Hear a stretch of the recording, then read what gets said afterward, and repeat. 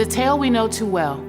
She thinks she's found the one. He promises to be her better half, then beats her half to death. You see, a prince isn't so charming when he's harming with his words, or gripping with his hands, or calling all the shots, shooting holes in all her plans. Each day is roulette on her lips. Kiss or fist? Wait to see which one will hit, yet there she sits. She may not have the words, so listen to her eyes, because there a story lies of a man who was dishonest, who broke every single promise, and sometimes arms and eye sockets. But you see, she is strong. Her soul is mighty, and yes, she is worthy, so for her, we are fighting. Maybe she can't see it.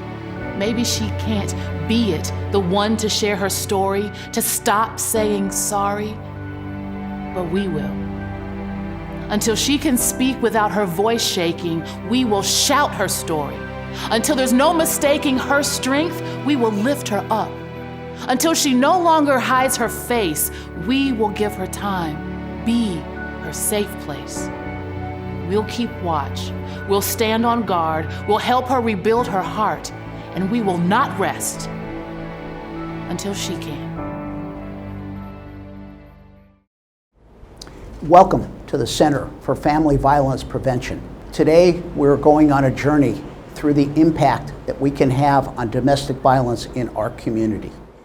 This year, we've heard a lot about social distancing, but our center is about creating social connections.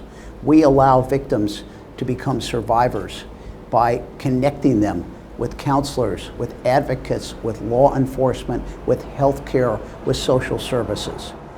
And all of that is what you're going to hear about today in our journey. Now, we'd like to welcome our Executive Director, Laura King. Thank you, Harley. I want to welcome everyone who's participating in our program today. As most of you know, our agency was formed to provide services to domestic violence victims.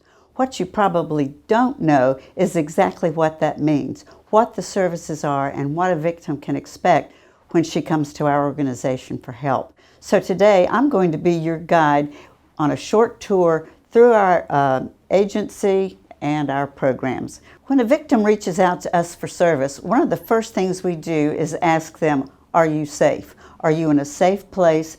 Do you have safe shelter? If the answer to any of those questions is no, we immediately connect that victim with New Directions, our safe house.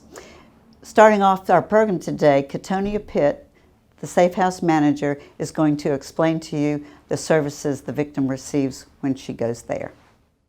When our clients come here, it's not only a safe place to live, but we provide services that help them get jobs.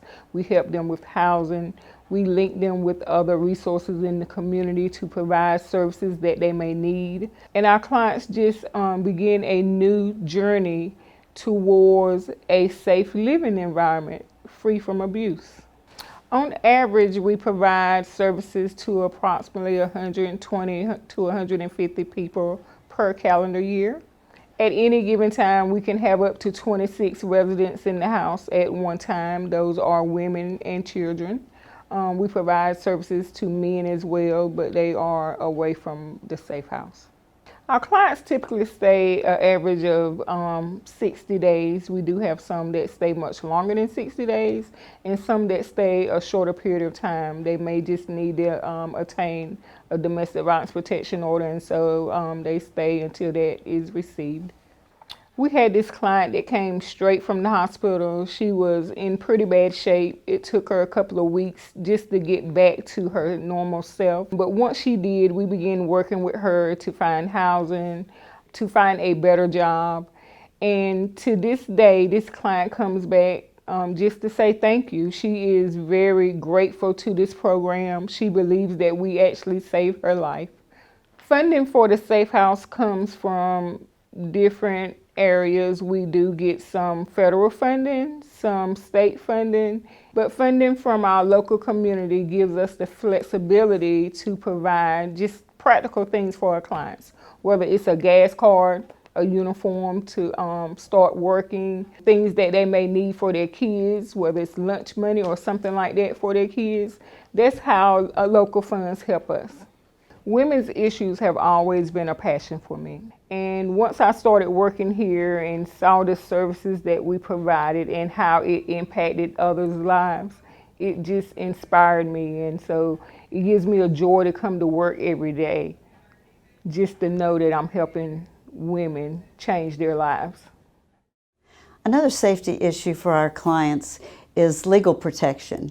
We have court advocates that go with our clients to acquire domestic violence protective orders. They also attend court with them in other civil and criminal matters and help prepare them for their time in court. It can be a very intimidating time, and it's very soothing to the clients and supportive if they have the help of an advocate. Kyla Reese, one of our 4 court advocates, will speak to us now about the client's courtroom experience. Victim advocates can assist individuals who have been in a domestic violence situation, whether they have been abused, threatened, stalked, or harassed by any intimate partner, someone they have a child in common with, a family member or a current or former household member, and they can come talk to us about what their legal options are to pursue and create a safety plan with us for their options moving forward. Many times what that looks like is they could pursue a civil case, which is a domestic violence protective order, commonly known as a restraining order, or they could pursue a criminal case in which they take charges out on another person, and we can be available to them to walk with them throughout that process and really support them and give them the information that they need and let them know what their rights are throughout that process. It's really rewarding to see victims walk through their journey through their domestic violence situation and coming from an unsafe situation, getting them into a safer situation and a safe home, and especially watching if there's children involved, for them to see what a safe situation and a safe home is, and ultimately see what safe and healthy relationships look like. It's very powerful and very meaningful for me to see that and to be able to be a part of it in any way. One story that stands out to me in particular is we had a lady come into our office who had bruises all over her. She had been strangled by her partner, her husband, and she just needed to know what her options are and what was available to her. And so we got her lined up with counseling through our office. We assisted her with filing for a domestic violence protective order through the courts and arranging for her to talk to the district attorney's office about her criminal case and what she wanted to see happen with it. We also assisted with a victim's compensation application to help her pay those medical bills from the treatment that she had to seek, and filing for an address confidentiality program application. So we are usually able to provide a well-rounded services to the victims who come into us. When I have someone look me in the eye and say that we truly have saved their lives through our services and what we've done for them, it really gives me motivation to keep going and brings me a sense of joy that I could have done that for at least one individual, but hoping that we do that for many and for everyone that we get in contact with. So it truly brings joy to my heart and most time tears to my eyes when we're able to do that. On any given month, our 4 court advocates, 2 of which are bilingual, could serve on average 60 clients that are at any point throughout their journey of the legal process. All of these services we are able to provide free of charge to our clients through the support of grants and through the support of our community members. Counseling is one of the key components of our program.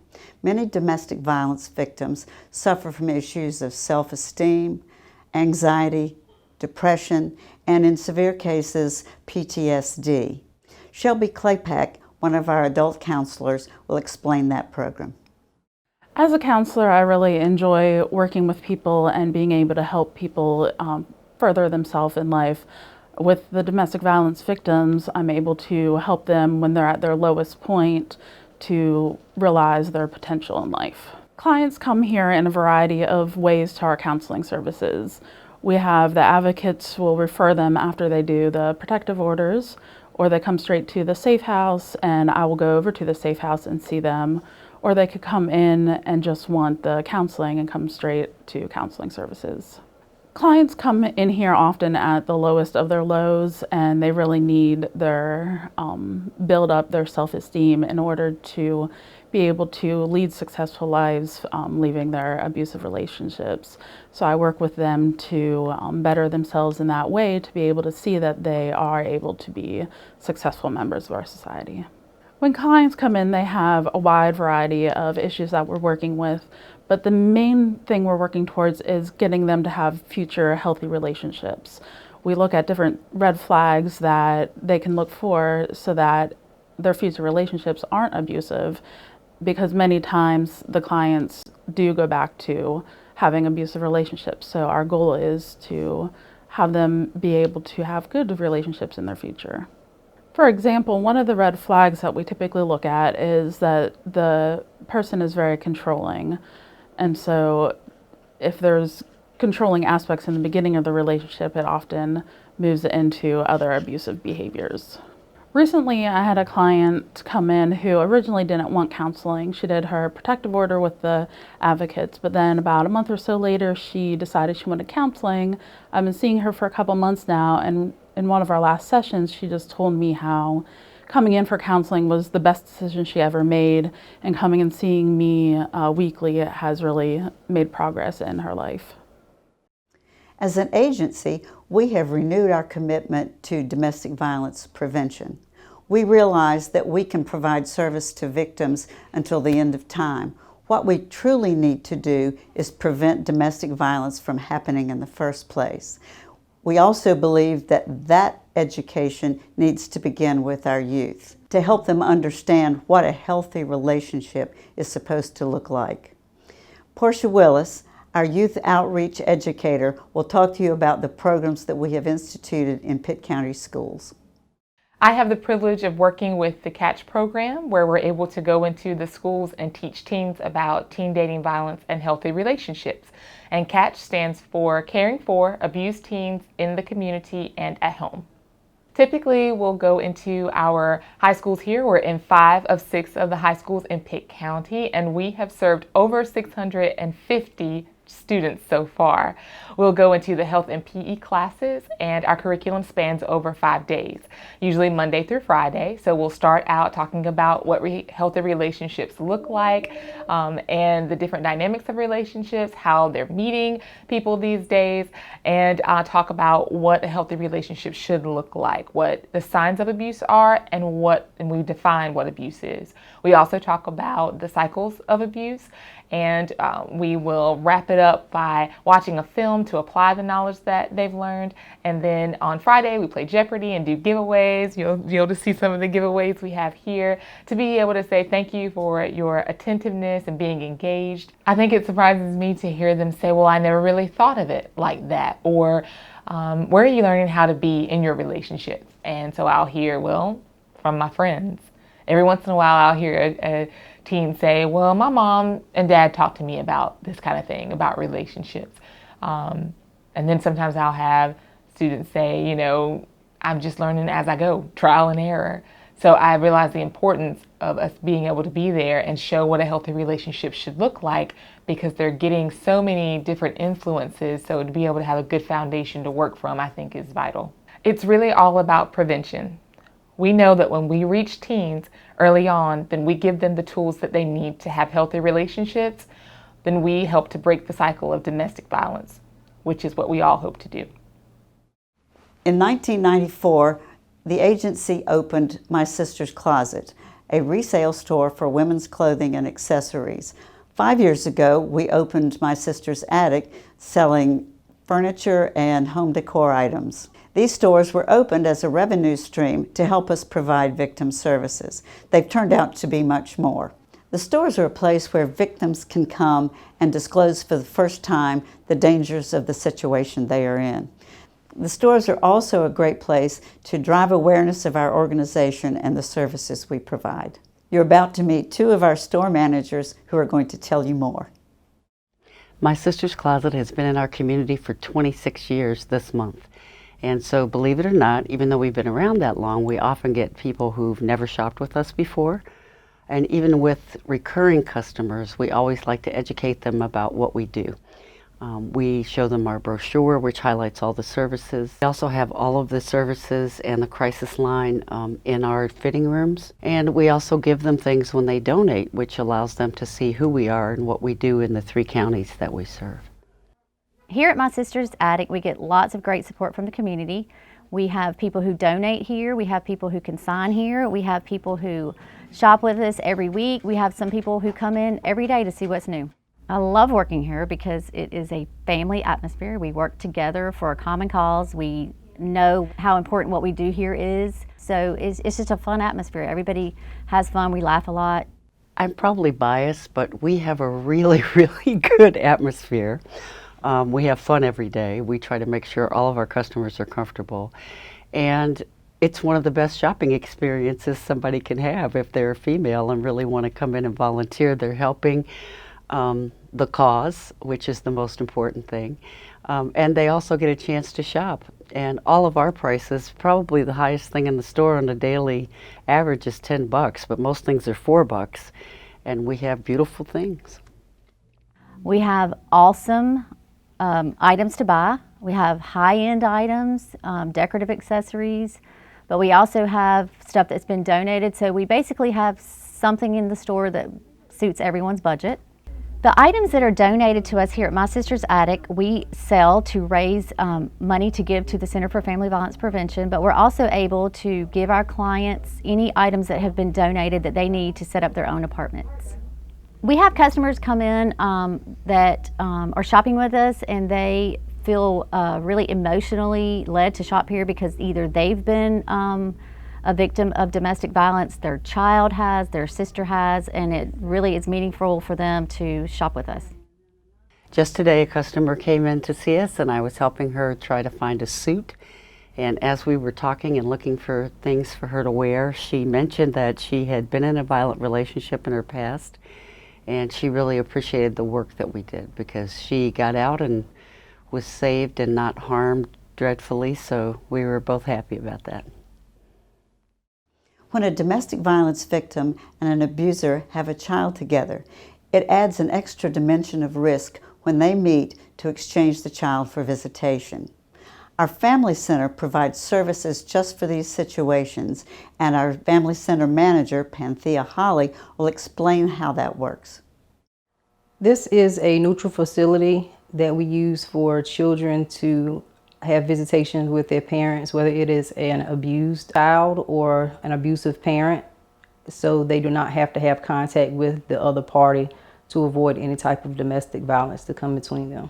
Clients are able to come here self-referral, sometimes through different agencies. It could be through the courts. A lot of them are court-ordered. There are a lot who are sent from Department of Social Services. Sometimes children and families come here for weeks, or sometimes it may be prolonged until the child turns 18. It just depends on the circumstance of the court order or the individual themselves.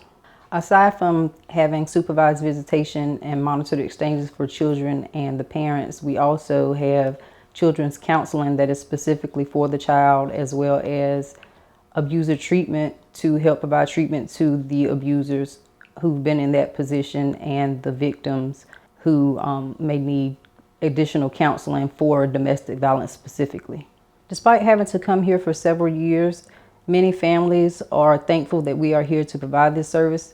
If the Family Center did not exist, then the children would be lacking seeing their other parent, and the parents would not be allowed to see their child or possibly just have phone privileges, if even that. So we provide a safe place for them to be together despite their circumstances. In the last year, the Center for Family Violence Prevention provided over 8,400 separate services to approximately 1,000 domestic violence victims. When these victims try to leave their abuser, it's a sad fact that their risk of being murdered increases 75%. When I talk about 1,000 victims, that's sheer numbers. What we have to remember is that each one of those numbers represents a real person. Next is the story of one such victim with ties to our community. Her story will be told by her sister. Hello, my name is Tangela Dockery Sawyer, and in September of 2002, my sister was the victim of a murder-suicide perpetrated by her ex-boyfriend. In order to deal with my pain, I decided to write a book about my experiences with her loss. So today, I'm going to read one poem for you called One Last Look. No one was able to make an identification.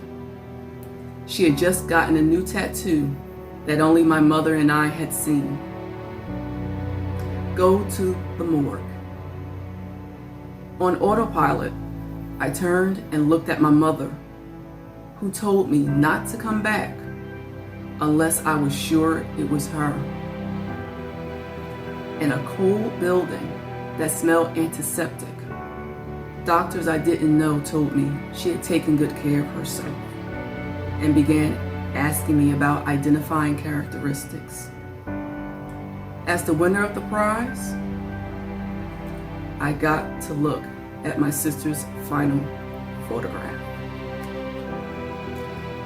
The doctors told me in advance that she had been burnt beyond recognition, except for a hand-sized space on her lower back, where the black ink looked at me, waved, and said, hello. Thank you.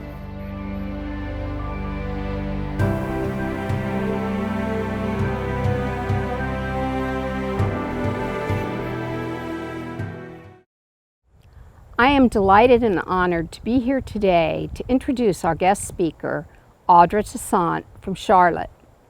You've just heard about other domestic violence situations that did not have good outcomes. Today, Audra is going to share with us her journey as she fled from a serious domestic violence situation, the services that helped her along the way, and how she has come out the other side a stronger person. Please be sure to stick around after you hear from Audra, our guest speaker. Pitt County Sheriff Paula Dance will close out our program today. My name is Audra Touissant, and I am a survivor of domestic violence. In 2014, I asked my abuser to leave my home, move out. We had an almost 2-year-old daughter at the time, and his alcoholism and verbal abuse had gotten to a point where I felt like I needed to make a decision for my daughter and myself and our safety. He moved out of my home in January of 2014 and came back to my home a couple of nights a week to give my daughter a bath and feed her dinner. Being so young, I didn't want her to be taken out of the house. And I would run errands, and while I was letting him do that, he placed listening devices in my home, and he recorded me and my daughter for 30 days, and then removed the devices and transcribed every word that he had heard into notebooks over the course of 3 or 4 days. The night that he finished transcribing the recordings, he started texting me and telling me to stop talking to people and telling them his business. I had no idea what he was talking about. It was the middle of the night, and they just came one after another, starting to threaten me. So I got up in the morning to get my daughter ready to go to daycare, and he called me and told me that he knew everything. He knew what I was saying in my house, that I better not talk to anyone. And I was just, I think in domestic violence situations, things happen so quickly sometimes. You're oscillating between complete disbelief and not understanding what's happening yet. So I took my daughter to daycare, and when I returned home, I telecommuted at the time to start work.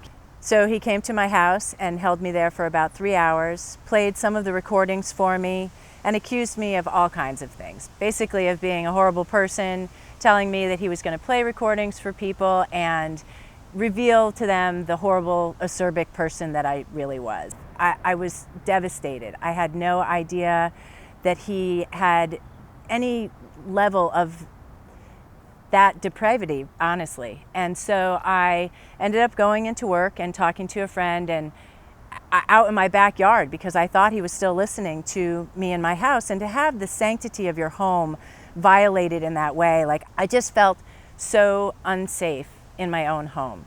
I had already changed the lock, so I knew he couldn't get in, but this just took it to another level. And so I finally convinced him to leave my home and go home and get some sleep. He didn't do that. He went to a bar and continued drinking throughout the day, I found out later. So the first time I called the police was that night. After he had been drinking for several hours, he started driving by my house, threatening to come to my house, threatening to call people, the media, my parents. After about an hour, a good friend of mine came over and said it's time for us to call 911. So I did.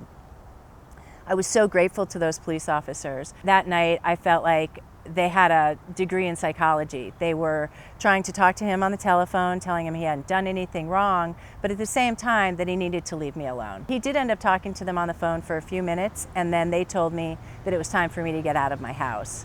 So I filed a police report and I went to a friend's house for the night to sleep, and that was really the beginning of the journey for me. The next day I had a security system installed in my home. I have cameras, I have a panic button, I have a panic room. Those things happened over the course of the last 6 years. So between 2014 and today, I've been in Mecklenburg County Courthouse over 80 times, in family court, criminal court. I've been to the federal courthouse. He declared bankruptcy in an effort to not pay child support. I've fought for myself every single day and my daughter, and I have a restraining order that I've had since 2014. I'll be filing for a renewal for that order in October, and this will be my 5th renewal.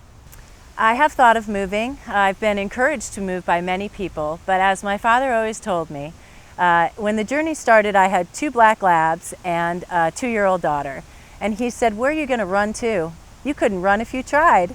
You're gonna really slowly pack up and move, and you're gonna go to some new city where you don't know anyone, and he's gonna show up on your doorstep and you're gonna start over." The other part of that though was, why should I run? Why should I move? I deserve to live here in my community with my friends and be safe. And Charlotte is a very important part of my life and my daughter's life. I'm very involved in the community. I graduated from Leadership Charlotte about 2 years ago. That really solidified my relationship with the city. I think that we are a city that cares about our people. I think that North Carolina is a state that cares about its people, and we care about each other.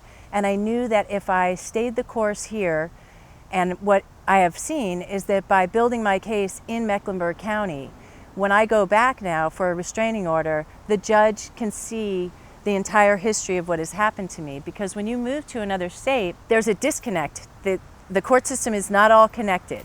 Mecklenburg County Courthouse runs on DOS. They're not even in Windows. I've been in Union County where they had no idea there were warrants out for his arrest in Union County or in Mecklenburg County. So I knew that there would be a disconnect if I left the court system that I was in. So in some ways you could say I'm married to that system, and for better or for worse, it has served me fairly well. So I met my abuser in 2004. When I met him, I shook his hand and it was like lightning struck my body.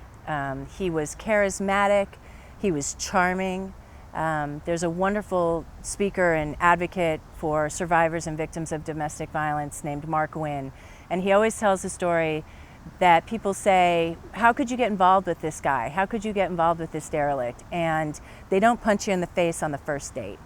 And that's the truth. He was, he bought me jewelry from Tiffany's and wined and dined me and thought I was amazing and told me what an amazing person I was, what a goddess I was. I walked on water in his eyes, and I think that is a warning sign. I think if you're too high up on the pedestal, the only place you can go is down. It's like he was so attracted to the light, like a moth, but when he got too close, he didn't want to see it anymore. He wanted to extinguish that flame. I have an incredibly strong personality. I'm a strong woman. I was raised by my parents to know that I could do anything. I've been self-sufficient and supported myself my entire life. And I think that that was attractive to him, but also became something he wanted to control.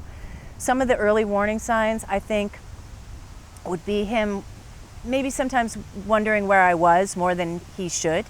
We weren't living together, we were just dating, but if I didn't check in with him often enough, you know, he would make it seem sweet, but now that I look back, I think it was more that he was concerned that I was with people he didn't know. And then once we moved in together, his drinking started to increase, although I will say, and I will always believe, that being an alcoholic doesn't make you an abuser, and being an abuser doesn't make you an alcoholic. Alcohol and drugs can exacerbate the problem, but so can unemployment or a bad day. So as he started to drink more, there were two situations where violence, physical violence occurred in my home. One time he pushed me against a wall during an argument, afterwards apologizing profusely, begging for my forgiveness. And then a few years later, he actually jumped on top of me on my bed with a pair of scissors and was threatening himself more than me. He was telling me to stab him, but at the same time had a weapon on top of me. And again, afterwards, apologized. He had lost his job. He was had been drinking too much. And you know, you look back on it and think, why in the world did I take him back? There are many reasons. I tell people domestic violence is a complicated crime. I loved him. I ended up having a daughter with him a couple years after that, but even before I had my daughter, I really felt like I was beginning to get to a point where it was time for me to go, or for him to go. I owned my own house, I owned my own car, I made my own money. That's something that a lot of women who are involved in these situations can't say. So it gave me some more control and freedom than a lot of women have. It gave me a safe place where I could change the locks and get a security system. So I saw those warning signs, I think, through those situations and experiences, but there's a lot of ways that you can tell yourself that what you're seeing isn't really true. The first time I called the police, they came to my house and I filed a police report. I had no idea that I would then be responsible for going to the magistrate to get a warrant. It was 10 o'clock at night. They told me I could go the next day, which was great. But they also gave me a pamphlet. And in that pamphlet that every woman, man, or child receives when they make a 911 call for a domestic situation, there are probably 60 or 70 phone numbers, which is awesome. Except that when you're in the middle of a situation like this, it can be overwhelming. The thought of trying to dial the right number and get the right person was more than I could really bear. I navigated the court system by myself, in large part in the first years that I was involved in this situation. I found Safe Alliance in, I believe it was 2016, when I was watching a television show that Erica Bryant aired about domestic violence in Mecklenburg County. There was a crawl on the bottom of the screen saying, you know, call this number if you need help. And I was about to file for my renewal, my first or second renewal. I had contact with him over that last year, and I was afraid that I wouldn't be able to get another restraining order. I thought the judge would say, you allowed him to contact you, and so you can't get a restraining order. So I called Safe Alliance, and that phone call saved my life because the operator told me that I should go and file my restraining order renewal. If I didn't get it, then I didn't get it, but that everyone deserved to live a life without harassment and fear. And she was right, and I did file for that renewal, and I did get it. If I had called Safe Alliance earlier, I believe that I would have saved tens of thousands of dollars in family court. They know how to navigate the system. My family court lawyer is amazing, and she fought hard for me, but lawyers are incredibly expensive, and I probably could have done some things without actually entering the family court system as early as I did that would have protected my daughter and myself. Organizations like the Center for Family Violence Prevention, Safe Alliance, the Jamie Kimball Foundation for Courage, Pat's Place, a child advocacy organization here in Charlotte, are all out there fighting for us. And if we can get to them early and soon enough, then that starts the journey on the right foot. You have a support system that wraps its arms around you and helps you to understand where to go, when you need to be in court, when you don't need to be in court. I went to every court hearing that he had in the beginning because I felt it was important for him to see that I was fighting for myself. And over the last 6 years, I've learned that in many situations, abusers really enjoy it when their victims come to court because it's their only opportunity to see them. So now I go to court when I have to go to court, and I don't go when I don't have to. But those organizations, the people that work for them, are dedicating their lives to the work that will help to save victims and survivors of domestic violence. They know how to get to the magistrate, they can help you get there, they can help you have child care, and one of the most important things I think for any victim is to get mental health services. I, on my own, had a therapist, and that therapy helped me to get to a place where I felt like I could go from victim to survivor, and has helped me to really embrace my life and thrive again.